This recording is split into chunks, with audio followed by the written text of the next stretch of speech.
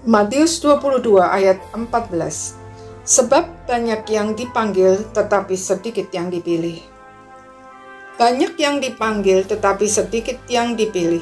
Maksudnya, ada banyak orang telah berada dalam sarana anugerah, tapi ternyata tidak semua orang mendapat kesempatan untuk masuk ke dalam kerajaan Allah. Kebenaran ini digambarkan melalui perumpamaan tentang perjamuan kawin. Seorang raja menikahkan anaknya dan mengirim utusan untuk mengingatkan para tamu undangan yang sebelumnya sudah mendapat undangan bahwa pesta akan segera dimulai. Raja melambangkan Tuhan, para tamu undangan melambangkan manusia, dan pesta pernikahan melambangkan kerajaan Allah. Kelompok pertama kehilangan kesempatan karena mereka meremehkan undangan Tuhan, sibuk mengurusi urusan pribadi, bahkan membunuh para utusan Tuhan. Orang-orang yang dimaksud adalah mereka yang karena kelahiran adalah keturunan orang beriman. Dalam perumpamaan ini adalah ahli Taurat dan orang-orang Farisi serta orang-orang Yahudi pada umumnya. Sebagai keturunan Abraham secara jasmani, sejak dalam kandungan mereka sudah memiliki firman Tuhan. Bahkan sepanjang hidup mereka setiap hari berkutat dengan firman Tuhan yang berisi nubuat yang sangat mendetail tentang Kristus. Maka ironis sekali, ketika Tuhan Yesus menggenapinya, mereka menolak, bahkan secara terang-terangan memusuhi sampai akhirnya menyalibkan Dia.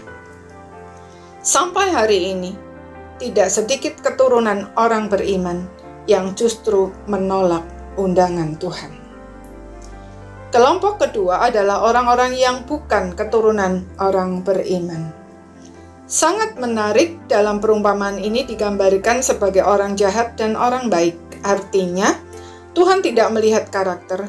Semua orang diundang dan mereka semua menerima undangan Tuhan serta bersedia hadir. Kalau diterapkan ke masa kini, mereka adalah orang-orang yang mau datang ke gereja, mungkin juga dibaptis dan aktif mengikuti kegiatan-kegiatan yang disediakan. Rupanya, raja menyediakan pakaian pesta bagi setiap tamunya. Sayangnya, ada yang tidak mau memakainya, sehingga kemudian dilempar keluar. Pakaian pesta menggambarkan kebenaran Allah di dalam Yesus Kristus. Menolak pakaian itu berarti menolak untuk percaya dan menerima Tuhan Yesus sebagai satu-satunya jalan keselamatan. Mereka memilih untuk mengandalkan usaha dan kesalehan pribadinya. Cara tersebut jelas sia-sia, sebab usaha dan kesalehan pribadi kita tidak pernah cukup untuk memenuhi tuntutan kekudusan Allah. Jadi, status sebagai keturunan orang beriman ataupun menjadi anggota gereja, bahkan aktif dalam banyak kegiatan pelayanan, tidak menjamin bisa masuk ke dalam kerajaan Allah. Hanya dengan percaya dan menerima kebenaran Allah di dalam Yesus Kristus yang telah mati di saliblah yang dapat menjamin kita boleh masuk. Hari ini firman Tuhan dapat diakses dengan mudah oleh siapapun, dimanapun kita berada, dan kapanpun kita mau.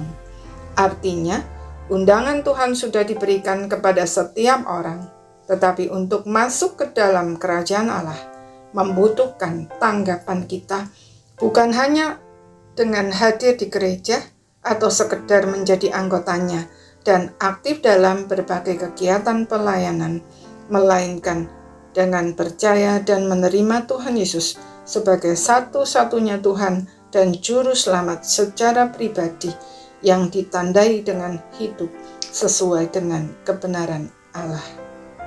Sudahkah kita merespon panggilan Allah itu? Amin.